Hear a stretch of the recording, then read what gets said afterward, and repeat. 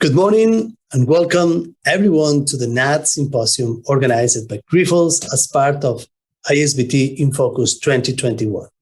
Today, symposium entitled Strategies and Solutions to Mitigate HEV Risk in Blood Donations consists of two different parts. The first of which will focus on the perspective of three presentations by three speakers. The first of which will be myself, Jaume Carrió. I am Medical Affairs Director in a Grifols Diagnostic Division, and I will talk about hepatitis E in blood donations and increasing global threat. Then, Patrick Williams, head of the testing laboratory in the Irish Blood Transfusion Services in the National Blood Centre in Dublin, Ireland, who will talk about the experience during the last years with the test of hepatitis E in blood donor populations.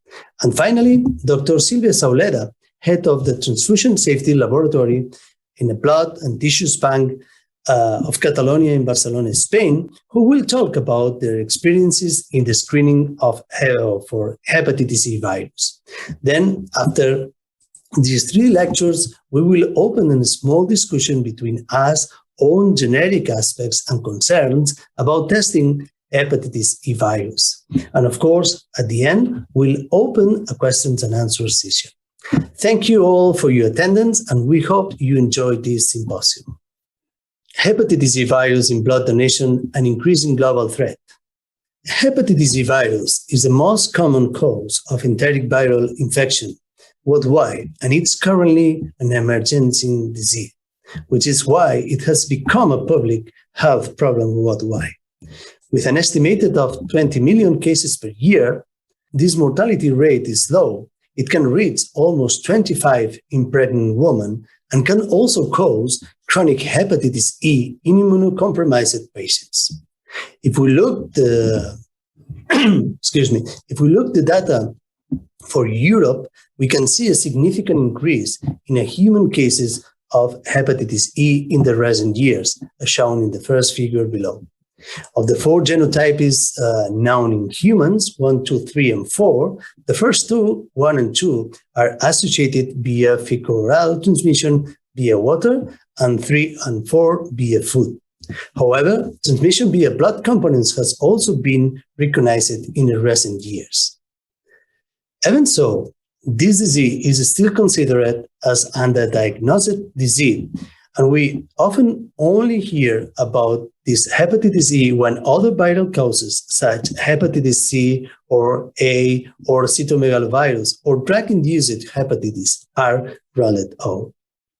In this slide, we can see how RNA is detected in the blood before the symptoms are produced, practically from the beginning of the acquisition of the infection, showing itself during the acute phase. Lately appears the typical immune response of IgM, antibody productions, that precedes the appearance of more durable IgG antibodies.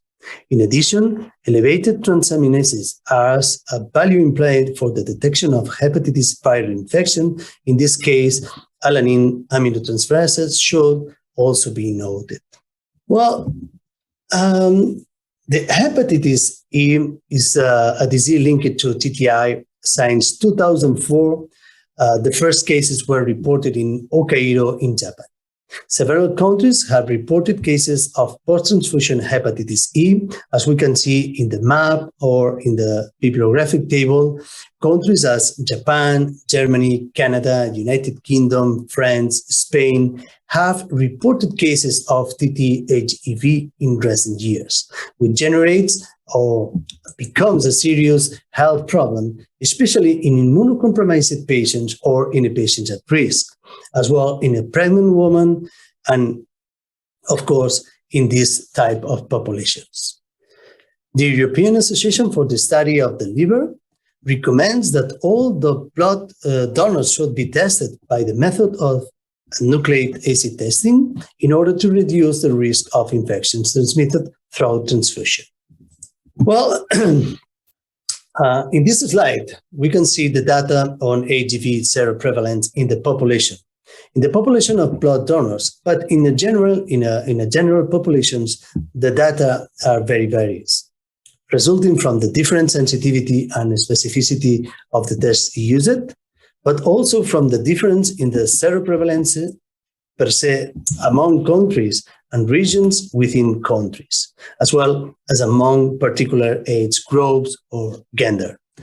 However, we have studies in which the seroprevalence numbers are very high, as in the case of Poland, for example, with EGG seroprevalence in the blood donor population is as high as 40% of this population, and then have been exposure to the hepatitis E. Well, with the EGM, is the same. We can see here in this table the different studies, but we can highlight values in Italy, for example, of 43% of this population, or in China, 23% of these populations have been exposure before to the hepatitis E. But the screening for hepatitis E by RNA in blood donor populations is currently recognized as the most effective way to prevent post-transfusion hepatitis. As we know that all potential donors has cases due to the dietary factors, and that the inactivation measures or inactivation techniques has also proven to be ineffective in the case of hepatitis E. Several countries have carried out different studies with different techniques, with different molecular techniques, as can be seen here in this table. Out in large population of blood donors have found numbers of between 0.08 to 0.12% of incidence in RNA. Well, currently we have different countries that are using the screening for hepatitis E. They adopted the NAT technology in their routine screening of blood donors for hepatitis. Thus, we can see how countries such as Japan or Ireland, they use the individual samples. Other countries, for example, England or France, even Spain, use the technique in pools of 16, and other centers in France, in Scotland, in Wales, or in Germany, Luxembourg, or Switzerland use other types of multiple pools of 96. Well, this is the takeaway messages.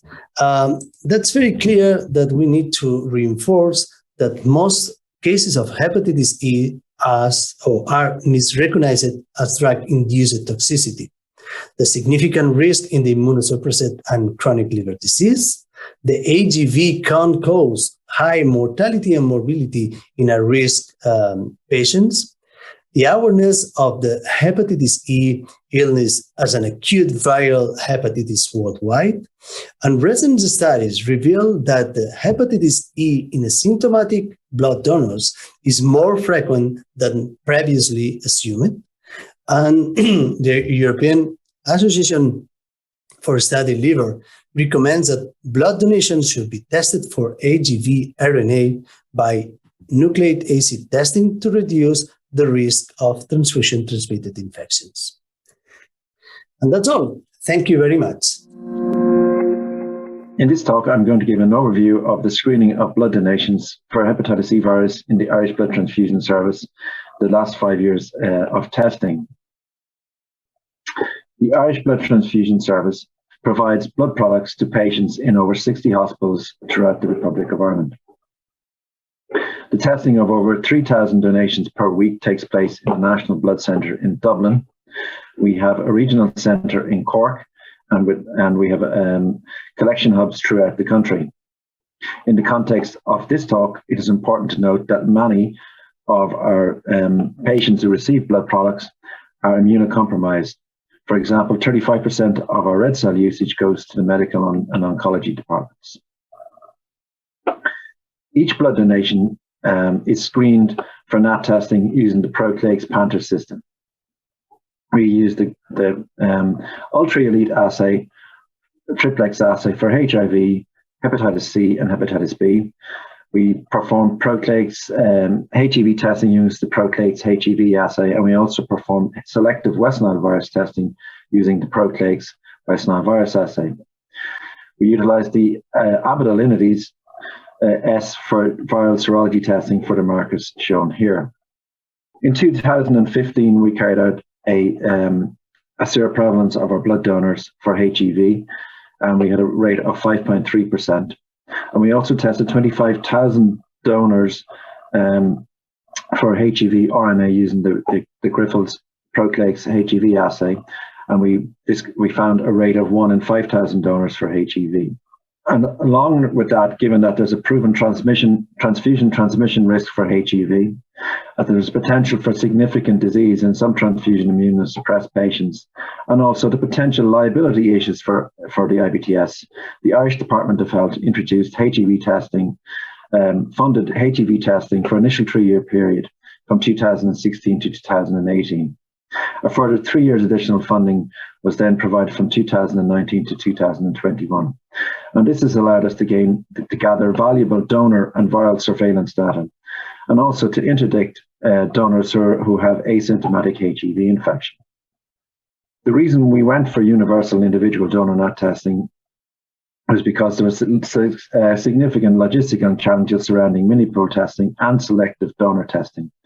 And we also found that there were significant cost savings were not necessarily achievable by adopting either mini-pool or selective testing in our setting. So the HEV NAT algorithm that we apply is as follows. So if the donor is a NAT negative, then that donation can be released. If it's initial reactive, then the donation is discarded. The sample is then tested a further 2 times for HEV, and then it's sent for confirmatory testing in the National Virus Reference Laboratory. In the National Virus Reference Laboratory, they carry out further testing for HEV PCR using the Altona assay by 2, and also carry out serology testing for HEV using the IgM and IgG one-tie assay. For those confirmed HEV positives, then where possible, we would carry out a viral load and also genotype, and we'll follow up the donor at 8 weeks. We call the donor back in and get a sample from them, and we test them in the Proclake's assay again for HEV, and then further testing in the National Virus Reference Laboratory.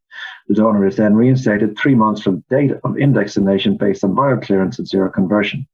For those donors who are initially reactive but repeat non-reactive, then if they have serology reactivity, they're followed up at 8 weeks. If they have no serology reactivity or PCR and are PCR negative, the follow-up is at 12 weeks, and then they are also reinstated 3 months from the index donation. In this table, you can see the results for HEV RNA screening for the years 2015 to 2020. In that time period, we've tested over 703,000 donations for HEV. We found 471 had been initially reactive, and 166 HEV repeat reactive, a rate of 0.023%. 307, however, non-repeat reactive. 25 of those had serology reactivity in the National Virus Reference Laboratory. You can also see the rate here for HEV repeat reactives of an overall rate of 1 per 4,236 donors. And this is very down through the years. With the highest rate being in 2020, where we had 1 HEV reactive for every 2,310 donations tested. Of those 471 HEV initial reactives, 166 repeat reactives, 133 were positive on the PCR Altona assay, and 33 were PCR negative. 112 of those of the 166 were serology negative, so therefore in the window period. And we had 39 who were IgG positive and IgM positive, 6 who were IgG positive, IgM negative, and 9 who were IgM positive, IgG negative. Of this 25 non-repeat reactives who showed with serology reactivity, 20 of those had serology positive and follow-up, whereas 5 were deemed false positive. 282 of the non-repeat reactives were serology negative, and majority of these would be considered false positives. But however, we did find some reactivity in 218 follow-up samples. For those, we had 4 IgG positives and 1 that was IgM and IgG positive. This graph shows the frequency of HEV in each quarter and in each year. And you can see that it varies year on year by quarter. The highest rates were found overall in the month of April at 16%, and September, October, and November had also rates of greater than 10% over the years. In 2020, you can see that the rates increased in quarter 2 and quarter 3, and this may have been due to the fact that we were in lockdown. We entered lockdown for the coronavirus in quarter 2, and it's continued into quarter 3. Also, the highest rates were, as I mentioned earlier, the highest rates were in 2020, and again, it would be interesting to find out whether this was related to people's changing people's habits, and where they, working from home and increased shopping bills, etc., to see whether it had an effect. This graph shows the distribution of HEV repeat reactives by age and gender, broken down by the different age cohorts. It's clear to see that the majority of the HEV repeat reactives were male at 69%, and 31% were female. The median age overall was 43.5, and the median age for men was 45, and the median age for women was 38. Here you can see the breakdown of distribution of genotypes for genotype 3, and in Europe, the most prevalent genotype 3 subtypes are genotypes 3C, 3F, and 3E, and we found the same here, where 50% were genotype 3C, and then followed by 3E and 3F.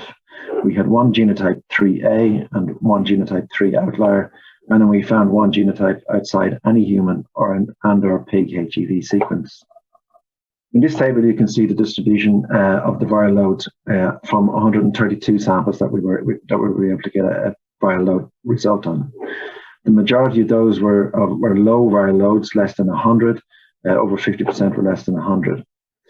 Approximately 20% were between greater than 100 and less than 1,000 international units per mil, and then 22% were greater than 1,000. The overall range was from less than 10 to 260,000 international units per mil.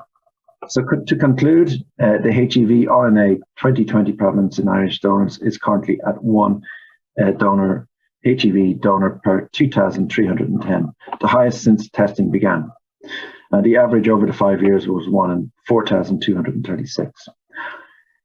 It is also important to note that all repeat reactives confirmed in follow-up, and the HEV repeat reactive rate was higher in males at 69% versus 31% in females. The majority of our subtypes for genotype 3 were 3C at 53%, 24% 3E, 6% 3F, and 1 at 3A at 3%.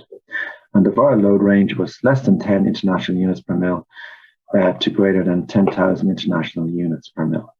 So I'd like to thank all the people who helped in this presentation. So Lisa Burke and Cathy Nolan provided all the HEV data and all the NAT laboratory who carry out the testing on a daily basis. Dr. Neva Flaherty is the clinical director of the laboratory. Dr. Louise Pomeroy and the medical virology team contacted donors and get them back in for follow-up testing and manage those donors. Dermot Coyne and all the virology team managed the referrals to the National Virus Reference Laboratory. And of course, the most important people are the IVTS donors who provide blood products to our patients every day of the week. Thank you very much. I would like to thank you for your attention, and also I would like to thank Grifols for the opportunity to be here today, so that I can share with you our experience with hepatitis E virus screening. Blood and Tissue Bank of Catalonia is a regional facility that is located in the Catalonia region in the northeast of Spain.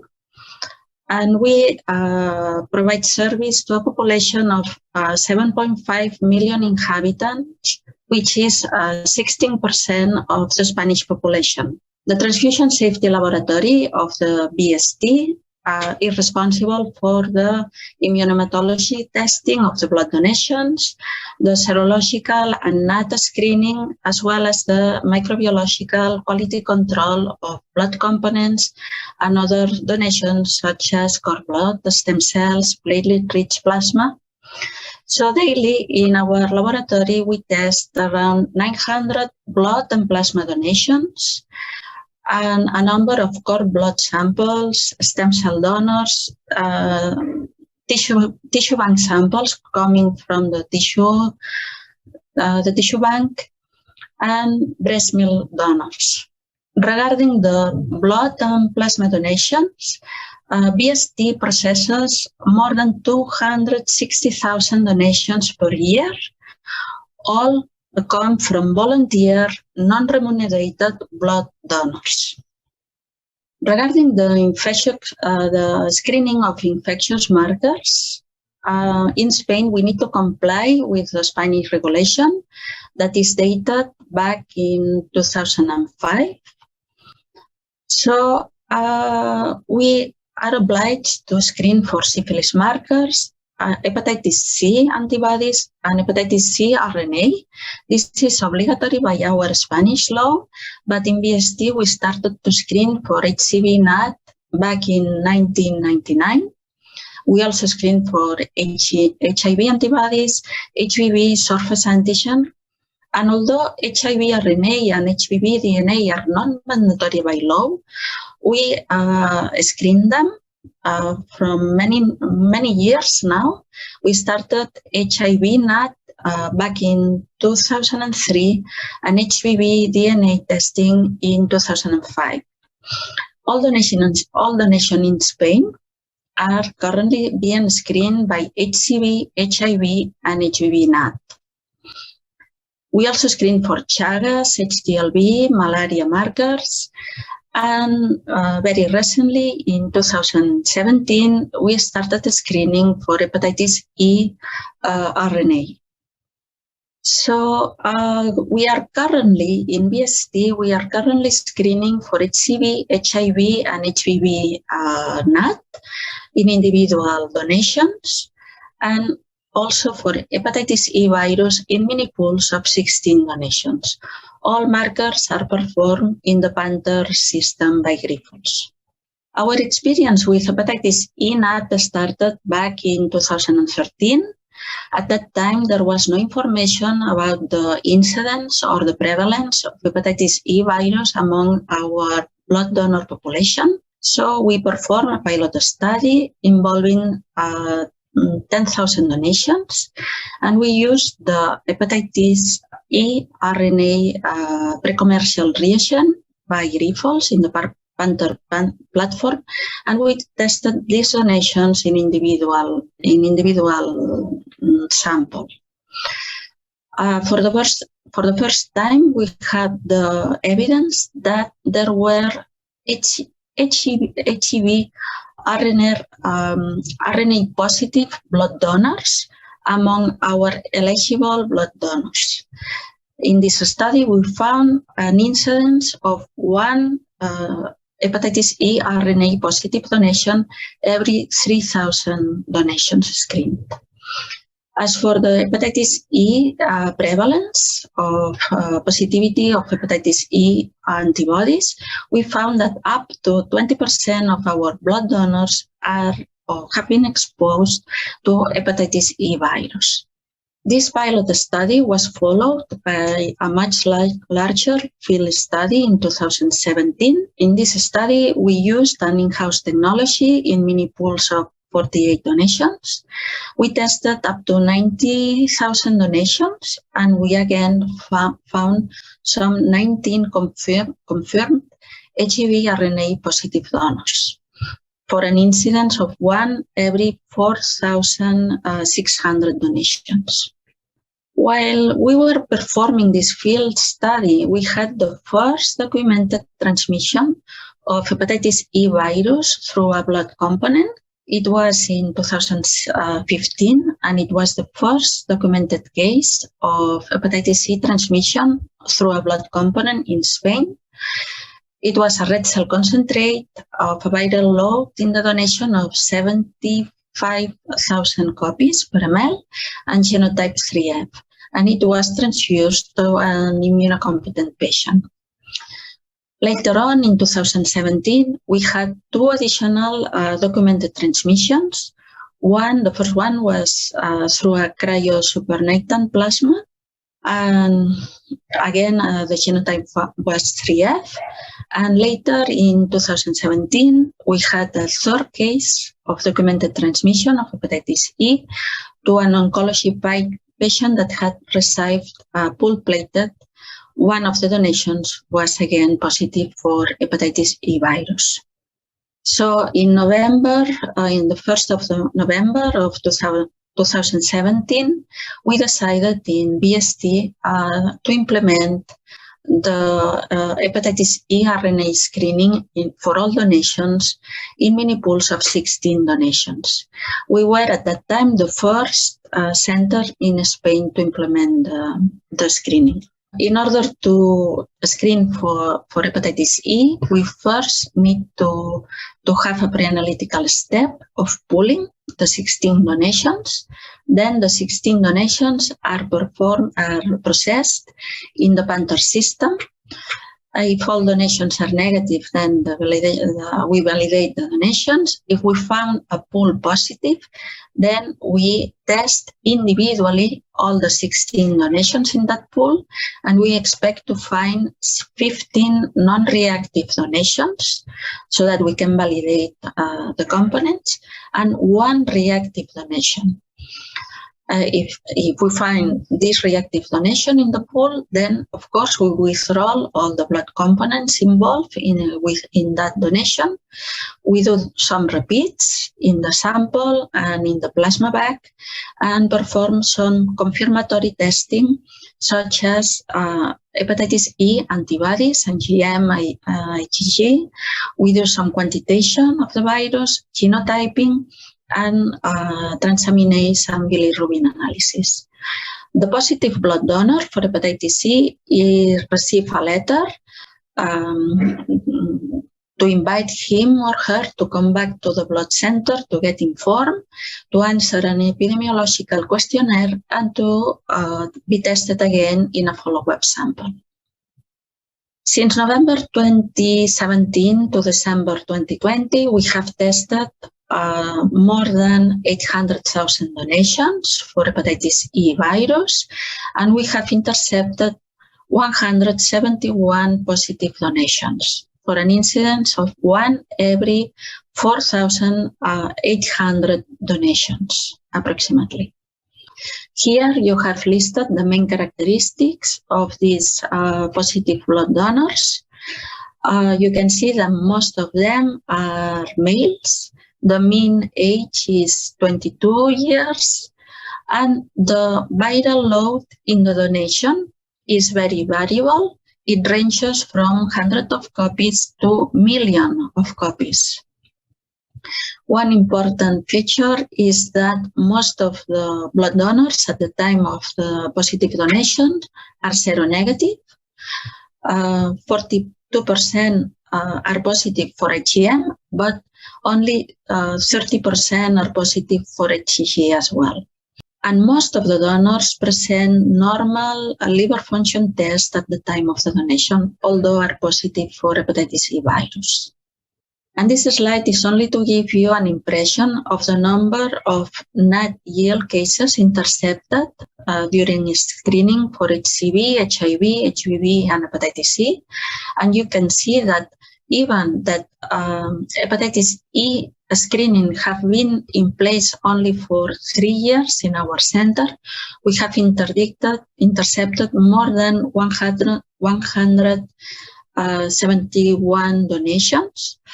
And you can see all the donations that have been prevented through NAT screening since implementation, although for hepatitis B and HIV and HCV, we have been testing NAT screening for more than 15 years.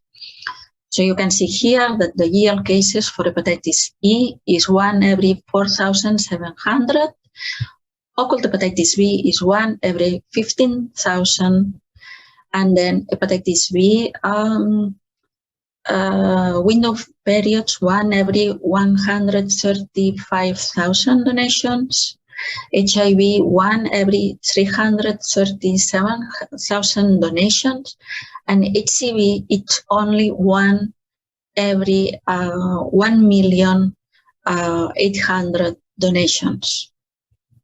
800,000 donations. So you can see here the huge difference in net yield between HEV and HCV. And again, I would like to remember that HCV is mandatory by law in Spain, but HEV is not mandatory by law. So to summarize a little bit our experience, again, stress that HEV cases intercepted by NAT is much higher than HCV, HIV, and HPV, including occult hepatitis B. Hepatitis E positive blood donors are deferred temporarily from blood donation. This is the first time that we implement such a measure in an infectious disease screening, because when we intercept one HCV, HIV, HPV positive blood donor, obviously they are deferred permanently from blood donation. For hepatitis E, the deferral is temporary, only 6 months, and the donor can be reinstated earlier if the hepatitis E RNA is negative in the follow-up sample.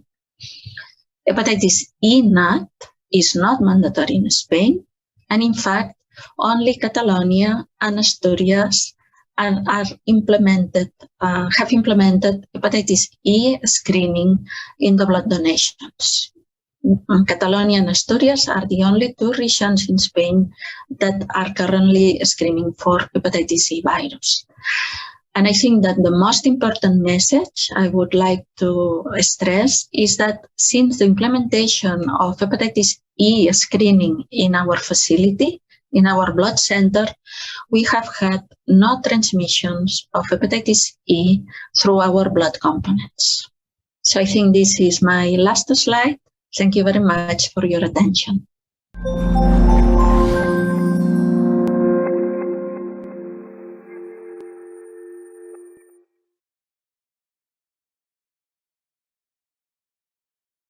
To session. I think Dr. Soleda is coming now. Yes, and Dr. Williams also. Well, Sylvia. Okay.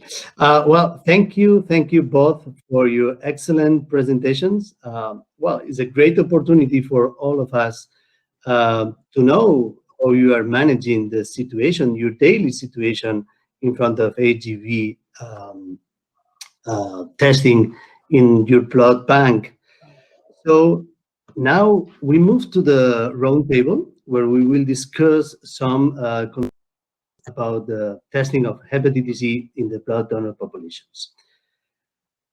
And well, later we start with questions and answers, of course. But the first question is, well, first and basic question is why I should be tested hepatitis E in my blood donor population.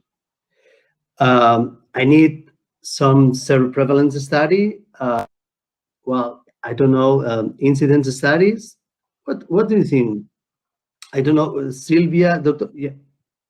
Soleda is not here now. Well, Dr. Williams, Padre, what do you think about it?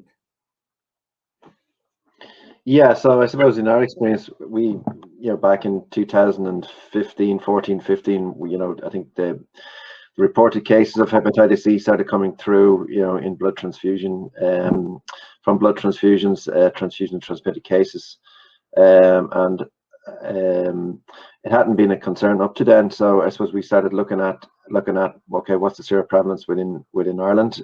We carried out just 1,000. We tested 1,000 of our donors for IgG and IgM and found relatively low, 5.3%, I think it was at that stage. And then we tested 25,000 donations then for HEV RNA, and we had a rate of 1 in 5,000. So yeah, so we just then I suppose based on that, the lack of awareness of hepatitis C among the clinical people as well, and the fact that it had been shown that asymptomatic donors can transmit hepatitis C. Well, then we decided that we'd look for funding, and we were given funding for 3 years to kind of get a better understanding of hepatitis C in the Irish blood donor population. And yeah, that was our decision making. And I suppose if there's a risk of asymptomatic donors being able to transmit a virus as well, there's potential liability issues then as well. So I think that was looked into as well. So we took that was the reason for going with hepatitis C testing. Sure. That's very interesting. Well, I think we lost Dr. Soledad. Maybe she has problem with the Wi-Fi or something like this.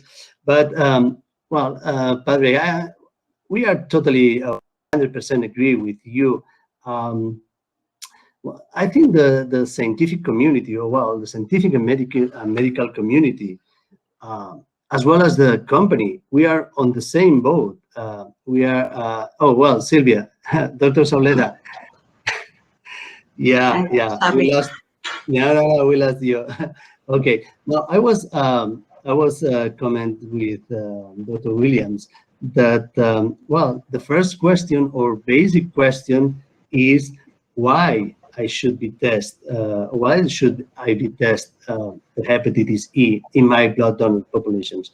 Dr. Williams explained very well, but what is your opinion about that? We need some previous studies or seroprevalence studies or incidence studies. What is your opinion about that? Well, we in fact did some prevalence studies and incidence studies, but the main reason why we implemented NAT screening for hepatitis E is that we had documented transmission of hepatitis E to our blood recipients. So I think that blood safety and recipients' health was the main trigger for us to implement hepatitis E NAT. Totally. I said to Padre that we are totally agree, and this is part of scientific and medical community, but also for the companies. This is our main objective, is to protect our patients and the blood safety. We need to must ensure that the blood transfusion are totally safe at all levels. That's totally clear. And we have the three we have in the same page. Well, second question, what do you think about universal or selective? Padre, in your talks, you have been told about the selective or universal, but what do you think? Could you explain something more about the choice with universal or selective, in this case for Ireland or for East blood bank? Yeah, I suppose when we're making any change, you're going to look at what are the options, what's the best way of doing it, how can you best reduce the risk, while at the same time, it has to be cost effective as well. So we looked at all options, but it's got to fit into when you're introducing a test as well, you got to look at what your current model is and what your current workflow is. So for us, we were doing ID NAT testing for all our other markers. So to go with pooling, we would have had to, bring in pooling equipment, change our workflow, do some. We probably would have had to. Building work may have been required as well. So that was the reason, and then we were relatively small. We only test 140,000 donations per year. So based on that, they were the kind of decision drivers for us to go with universal testing, and as opposed to selective testing and mini-pool testing as well. And for you, Sylvia? What is your opinion about that? Yeah, before implementing hepatitis E NAT, we were considering to do some selective testing, but we considered that that was not feasible because I think we have the same situation as in Ireland, that we transfuse 60% of our blood components to immunosuppressed patients, mainly patients from the oncohematology wards. And so the logistics to maintain a dual stock was discarded right away because it was really very difficult.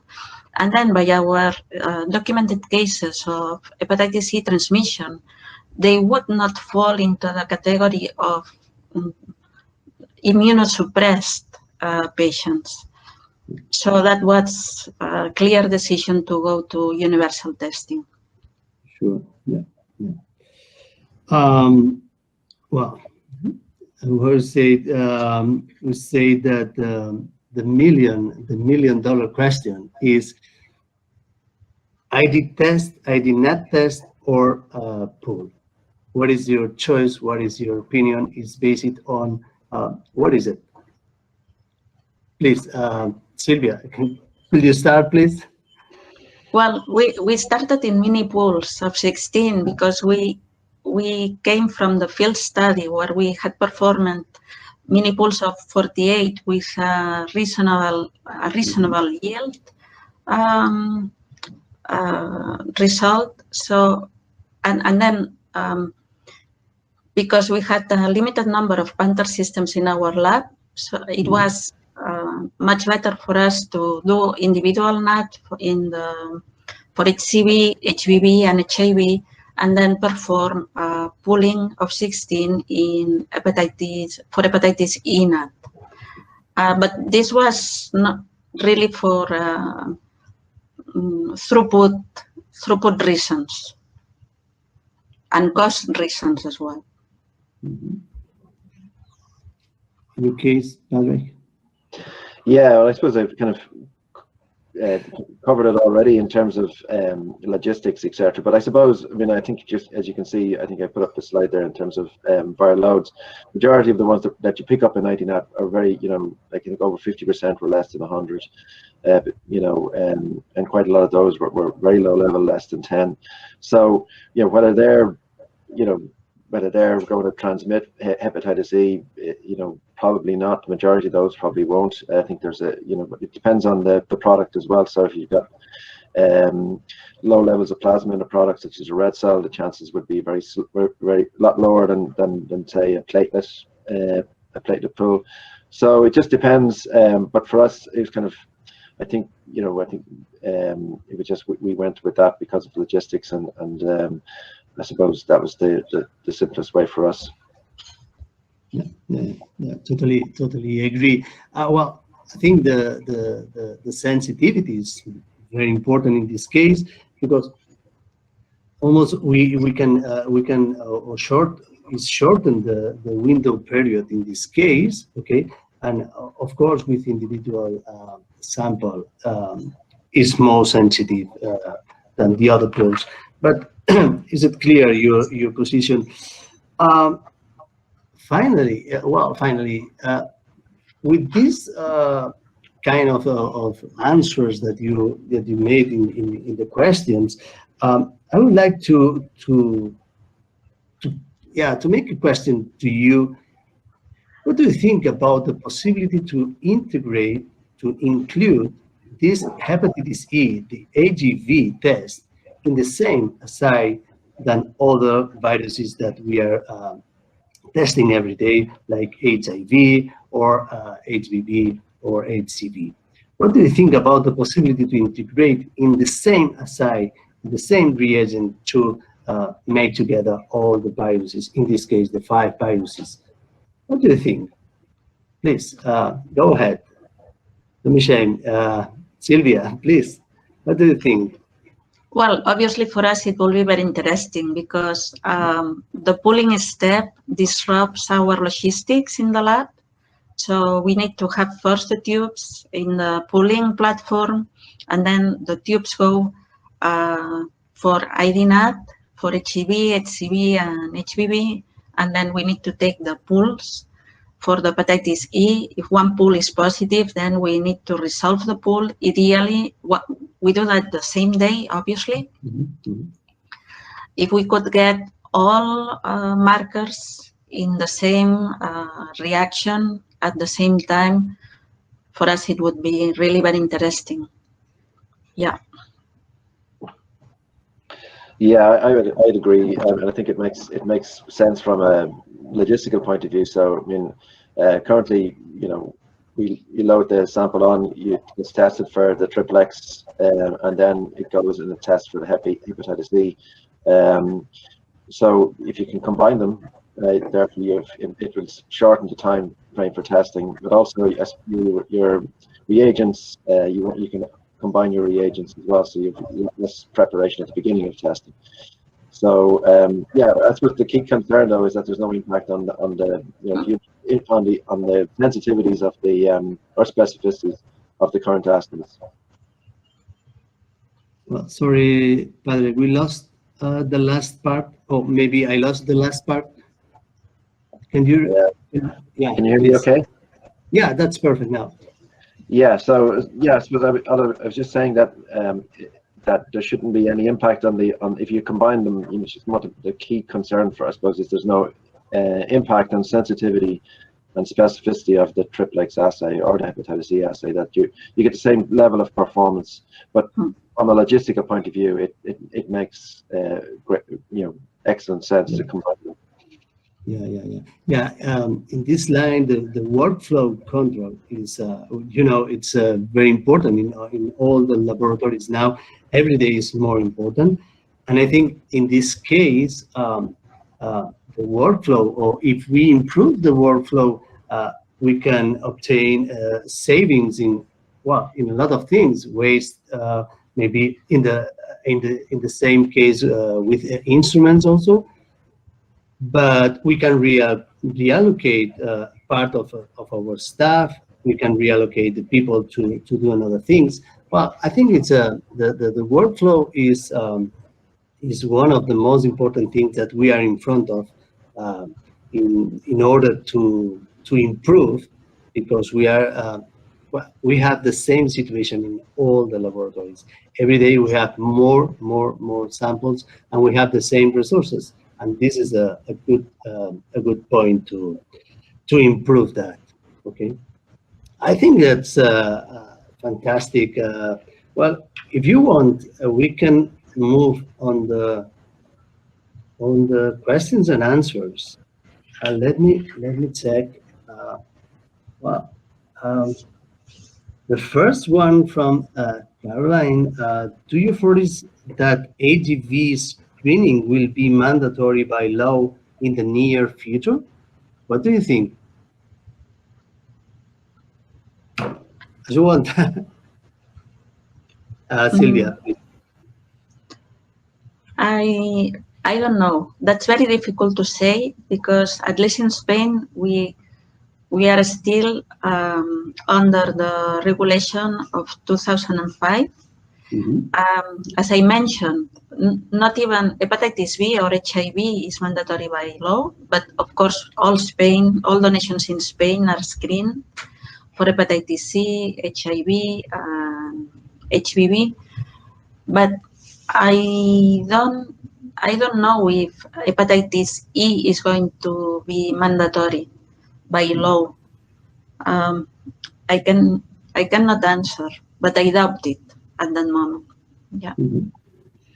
Yeah, I would doubt it as well. I suppose you have at risk from it's foodborne as well. So I mean, I think one of the biggest risks is foodborne, and I suppose maybe if if there could probably more awareness of that and looking at the food chain as well would be as important. But I doubt it that it'd be mandatory. Yeah, I think it's more a decision of every blood center, and considering the epidemiology, the number of cases of documented transmissions that you have, observed rather than a regulatory issue. Yeah, as you described it in your presentation, that's what is the situation in your blood bank, what is the situation in your region, what is the situation in your country. That's very important.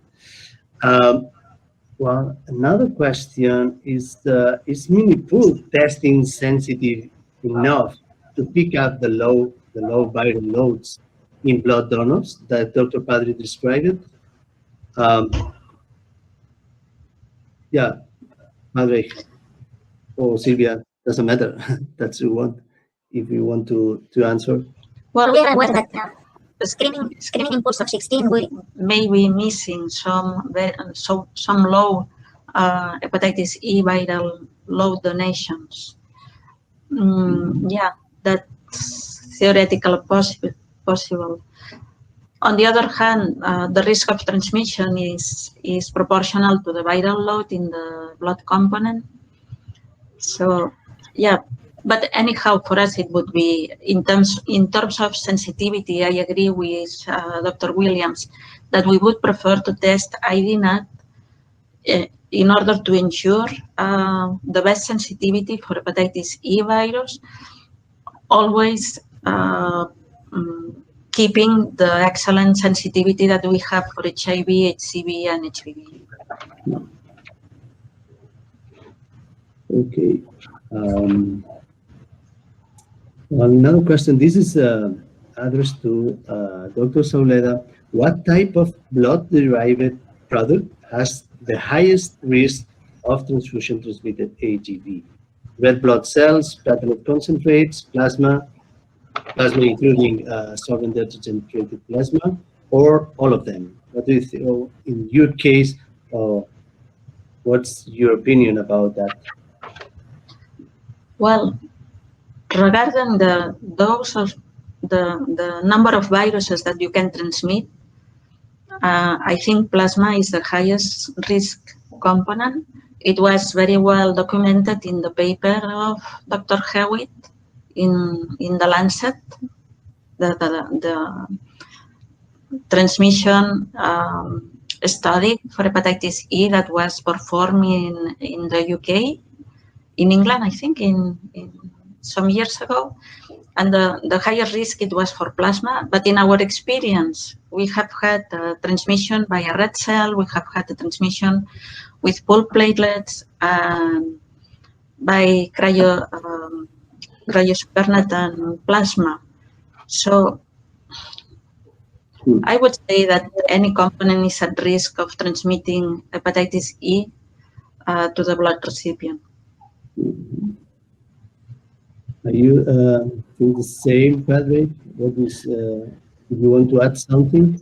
Yeah, no, I think I kind of covered that already. I think obviously if you've got a higher dose, I think of plasma in a platelet or a plasma pool, you're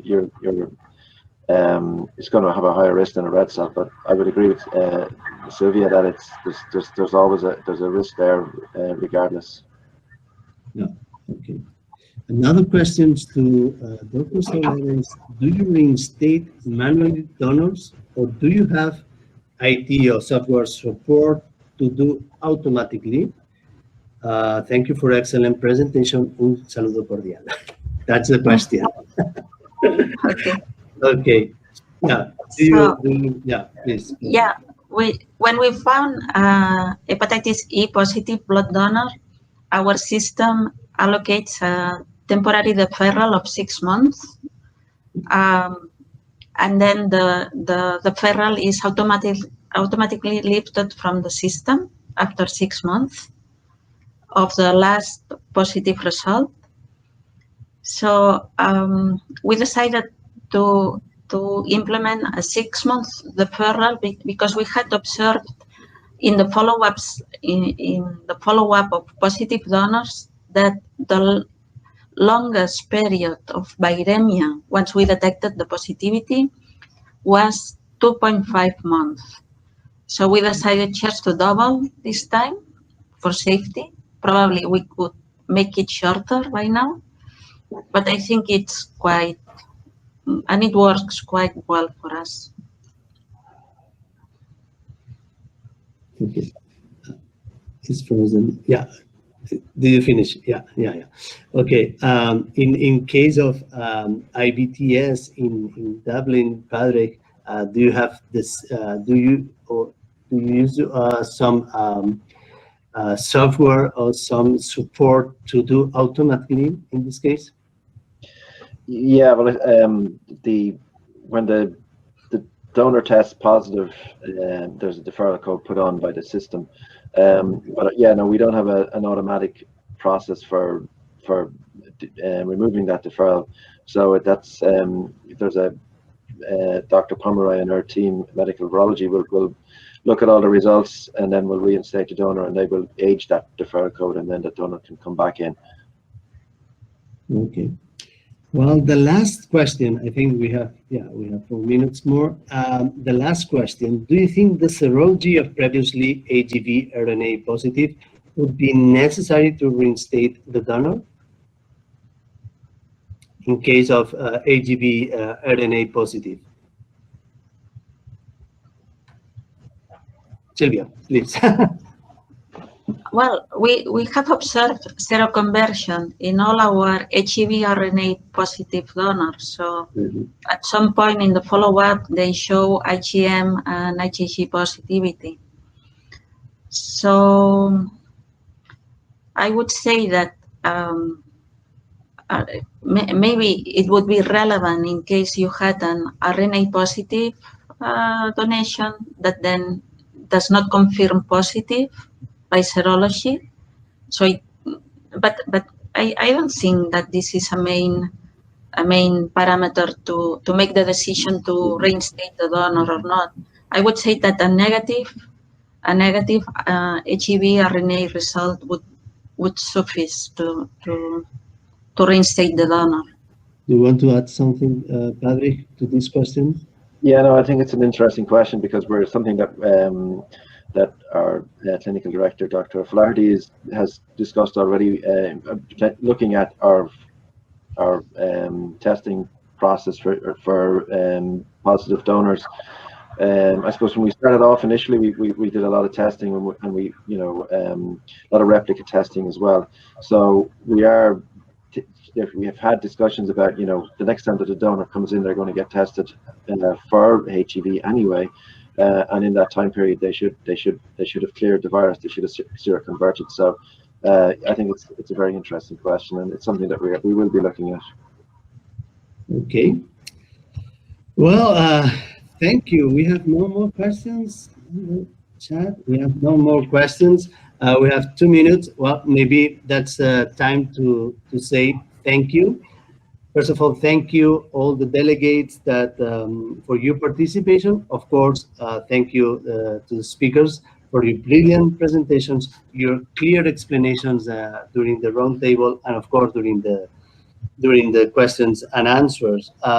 We hope this event has been of interest of you, and it was a pleasure for all of us to create awareness that we are facing a problem, and we have the tools, of course, to be able to act. This is my last sentence. Well, thank you very much, and stay safe. Thank you very much. Goodbye. Thank you, Jim. Thank you. Bye bye. Thank you. Thank you very much.